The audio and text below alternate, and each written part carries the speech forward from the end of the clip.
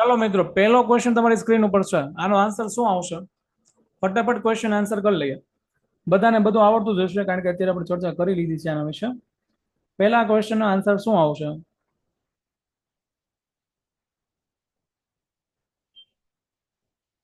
પહેલો ક્વેશ્ચન છે, which of the following is the most abundant plasma protein?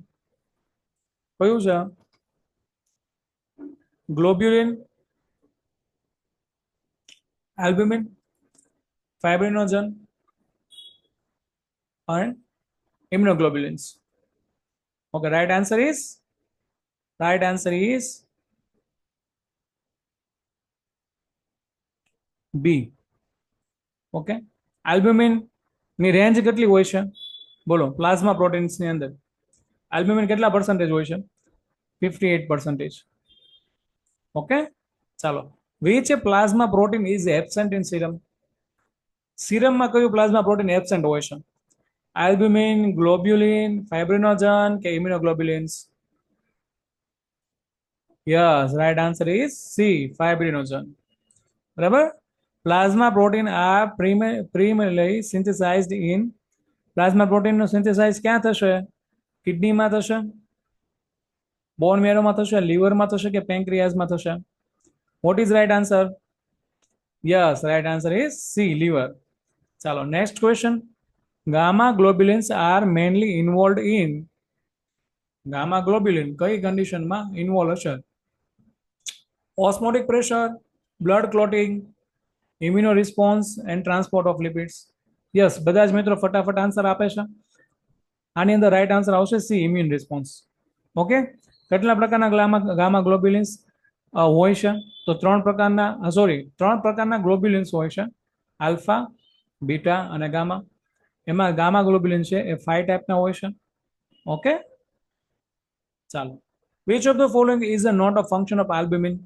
આલ્બ્યુમિનનું function નીચેનામાંથી કયું નથી? બોલો. Maintain of osmotic pressure, antibody production, transport of substance, act as a buffer? ચાલો, શું આવશે આન્સર? ફટાફટ આન્સર આપો બધા મિત્રો.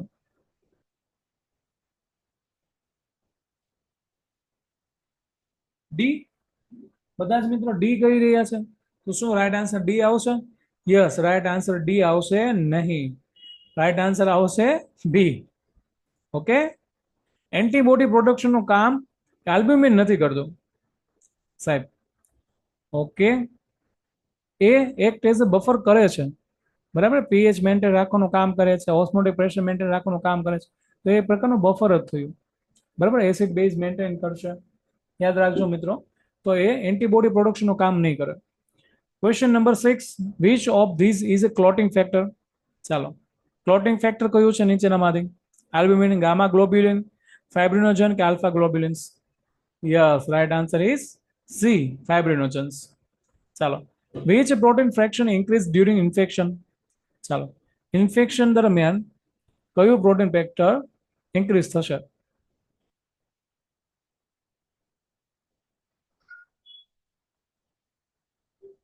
Alpha, gamma, fibrinogen, albumin? Right answer is gamma globulins. Okay, ચલો next question. which one of the following proteins act as an acute phase proteins? ચાલો, નીચેનામાંથી એક્યુટ ફેઝ પ્રોટીન કયું છે?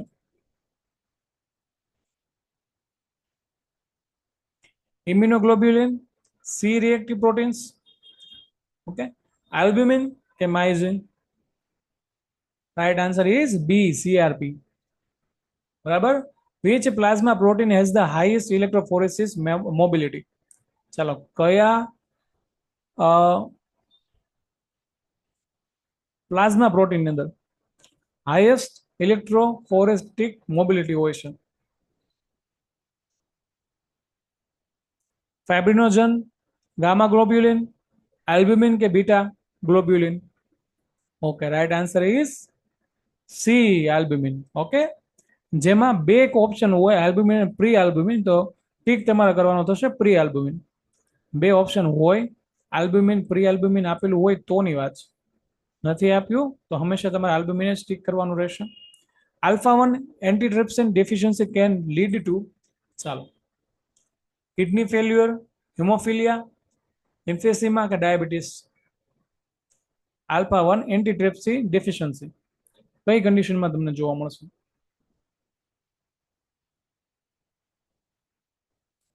કઈ કન્ડિશન આવશે? બધા જ મિત્રો આન્સર આપો.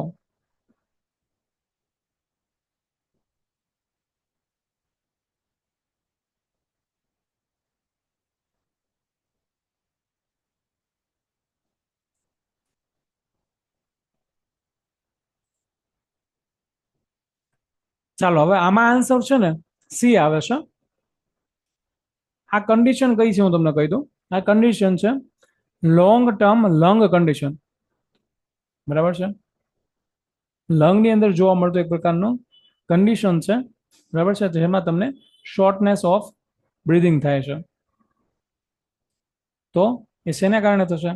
આલ્ફા 1 એન્ટીટ્રિપ્સિન ડેફિશિયન્સીને લીધે થશે. The normal range of TP. ચાલો ટીપી ની નોર્મલ રેન્જ શું છે? બધા જ મિત્રો આન્સર આપો. ટીપી ની નોર્મલ રેન્જ શું છે? 4.5 થી 5.5, 5 થી 7, 6 થી 8 કે 7 થી 9? Right answer is C. બસ બધાનો રાઈટ જવાબ સાચો છે. The biuret method is used for estimation of. ચાલો હમણાં જ મેં તમને કીધું biuret method for glucose, creatine, total protein કે બિલિરુબિન?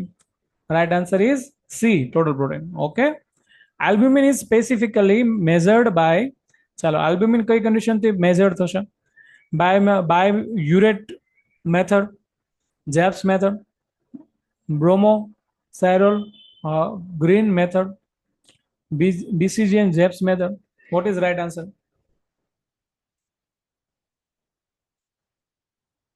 ઓકે. આલ્બ્યુમિન મેઝર થાય છે સ્પેસિફિકલી જો પૂછે તો આવશે C, bromocresol green method. Okay. Which of the following is calculated value? ચાલો કેલ્ક્યુલેટેડ વેલ્યુ નીચેનામાંથી કોની હોય છે? ટોટલ પ્રોટીન, આલ્બ્યુમિન, ગ્લોબ્યુલિન કે ક્રિએટિનાઇન? ઓકે. માઇક્રો ઓલરેડી થઈ ચૂક્યું છે. માઇક્રો બાયોલોજી અમારું કમ્પ્લીટ થઈ ગયું છે. બરાબર છે.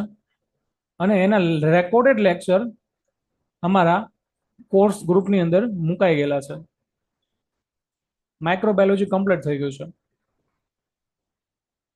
ચાલો કેલ્ક્યુલેટર વેલ્યુ પૂછ્યું છે સાહેબ. તો કેલ્ક્યુલેટર વેલ્યુ શેની આવશે? ગ્લોબ્યુલિનની આવશે. શું કામ? હું તમને જણાવું. ગ્લોબ્યુલિન છે એ ટોટલ પ્રોટીન અને આલ્બ્યુમિનમાંથી એનું કેલ્ક્યુલેશન કરવાનું હોય છે, તો તમને ગ્લોબ્યુલિન મળે છે. ઓકે. ચાલો એજી રેશિયો રિફર ટુ 15 નંબરનો question. AG ratio refer to albumin, globulin, albumin, glucose, globulin, albumin, gamma albumin. શું આવશે? Right answer is A. બરાબર છે. હવે the normal range of AG ratio. ચાલો એજી રેશિયો નોર્મલ રેન્જ શું છે? કેટલાથી કેટલી? બોલો. એજી રેશિયો નોર્મલ રેન્જ શું છે? યસ, બધા સાચા છો મિત્રો.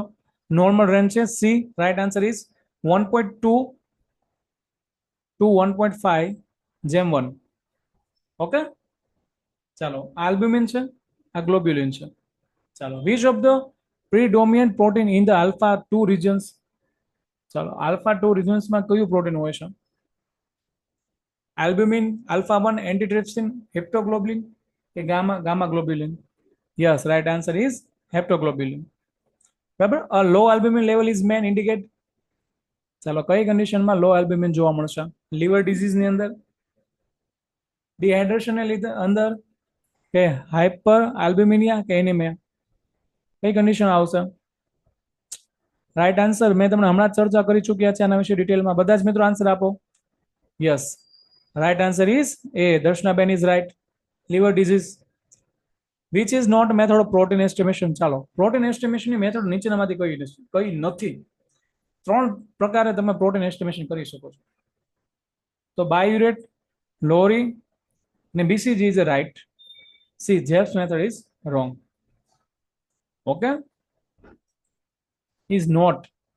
ક્વેશ્ચન વાંચો તમે. ચાલો. Electrophoresis separate proteins based on.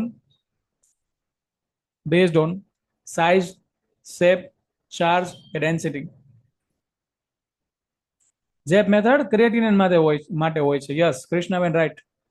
જેપ method આપણે ક્રિએટિનિન માટે કરીએ છીએ. ક્રિએટિનિનની ચર્ચા કરશું ને ત્યારે જેપ મેથડ આપણે ડિટેલમાં સમજશું. બરાબર. સૌથી વધારે બેઝિક ક્વેશ્ચન પૂછે કઈ મેથડ કરીએ છીએ અને નોર્મલ રેન્જ શું છે, શેને કારણે થાય છે, કઈ કન્ડિશનમાં ડિક્રીઝ થાય છે, કઈ કન્ડિશનમાં ઇન્ક્રીઝ થાય છે. આ ચાર વસ્તુ તમારે ખાસ યાદ રાખવાનું થશે આપણે જે થિયરીમાં ભણાવીએ છીએ. ચાલો, electrophoresis separates proteins based on size, shape, charge કે ડેન્સિટી. શું આવશે? Yes, right answer is C, charge. Krishnaben is right. Bence Jones proteins are found in, Bence Jones protein તમને ક્યાં જોવા મળશે? બરાબર છે, રેર કન્ડિશન છે. બરાબર છે, રેર પ્રકારનું પ્લાઝ્મા પ્રોટીન છે. બ્લડમાં, યુરિનમાં, સલાઇવામાં કે સીએસએફમાં? Okay, yes, right answer is B. બધા રાઈટ છો. Bence Jones proteins are diagnosed of rheumatic arthritis, hepatitis, multiple myeloma or nephrotic syndrome. Condition, કઈ કન્ડિશનમાં બેન જોન્સ પ્રોટીન તમને જોવા મળશે? ચાલો, બધા જ મિત્રો આન્સર આપો. બધા જ મિત્રો આન્સર આપો. કઈ કન્ડિશનમાં તમને બેન જોન્સ પ્રોટીન્સ જોવા મળશે? કઈ કન્ડિશનમાં? મિત્રો પ્લીઝ ખોટું ના સમજો. મેં તમને હમણાં જ થિયરીમાં સમજાવ્યું છે. મેં તમને એક જ કન્ડિશન કીધી હતી જે એક્ઝામમાં બેઠી પૂછે છે. એક જ કન્ડિશન છે. કઈ છે? Multiple myeloma. Okay, C. Right answer is 23 question number. Bence Jones proteins precipitated at કયા ટેમ્પરેચરે પ્રેસિપિટેટ થશે? 30 થી 40, 40 થી 60, 60 થી 80 કે 80 થી 100? Yes, right answer is B, 40 થી 60. Okay. Cryptoglobulins precipitate at which condition? Warm temperature, normal body temperature, cold temperature કે high pH? Yes, cold temperature. Okay, C is right answer. 25. Cryoglobulinemia is commonly associated with which condition? કઈ કન્ડિશનમાં તમને આ જોવા મળશે? મલેરિયામાં, hepatitis સીમાં, ટ્યુબરક્લોસિસમાં કે ટાઇફોઇડમાં? બોલો, કઈ કન્ડિશનમાં જોવા મળશે? યસ, કઈ કન્ડિશનમાં જોવા મળશે? બી, હિપેટાઇટિસ સીમાં. ઓકે, હમણાં તમે થિયરીમાં બતાવ્યું હતું એટલે પ્લીઝ ખોટું ના લખો. ઓકે, હિપેટાઇટિસ સીમાં એટલે તમે હિપેટાઇટિસ સી કહેતા હશો, બરાબર છે, ટ્યુબરક્લોસિસ નહીં કહેતા હો. હું સમજી ગયો તમારી વાત. સી એટલે આ સી કહો છો, મને ખ્યાલ આવી ગયો. એટલે આ કન્ડિશનમાં આપણને શું જોવા મળશે? ક્રાયોગ્લોબ્યુલિનમાં. ઓકે, ચાલો. હવે કોઈને કઈ ક્વેશ્ચન છે, કઈ પૂછવું છે તો ફટાફટ ક્વેશ્ચન પૂછો. ચાલો, ફટાફટ ક્વેશ્ચન પૂછો. આપણે આ સેશન આજે પૂરો કરીએ છીએ અત્યારે જ. તો અમારા બધા જ લેક્ચર છે રેકોર્ડેડ ફોર્મમાં તમને મળી જશે.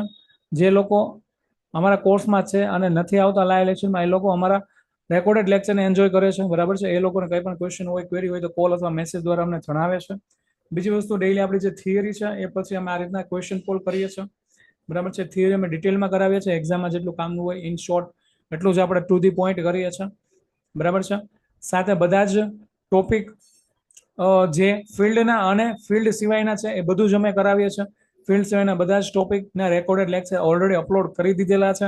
એટલે જે મિત્રોને જોઈન્ટ થવું હોય વહેલી તકે જોઈન્ટ થઈ જજો, જેથી કરીને તમારા લેક્ચર સ્ટાર્ટ થઈ જાય. બીજી વસ્તુ કે તમારા રિવિઝન ચાલુ થઈ જાય. અને જે મિત્રો પછીથી જોઈન થાય છે એ મિત્રોને જે અમારા રેકોર્ડેડ લેક્ચર મળે છે એનું સંપૂર્ણ રિવિઝન મળી જશે. ઓકે, બધા જ લેક્ચરના સંપૂર્ણ રિવિઝન તમને મળી જશે. ઓકે, સિલેબસની અંદર તમારા બાકી રહેશે, જો જીએમસી વિશે વાત કરું તો જીએમસીમાં બાકી રહેશે બાયોકેમિસ્ટ્રી. હવે અમે 7 થી 8 દિવસની અંદર તમારો બાયોકેમિસ્ટ્રી કમ્પ્લીટ થઈ જશે. ઓકે, જેટલા પણ ઇમ્પોર્ટન્ટ ટર્મ્સ છે એટલા કમ્પ્લીટ કરી લેશું.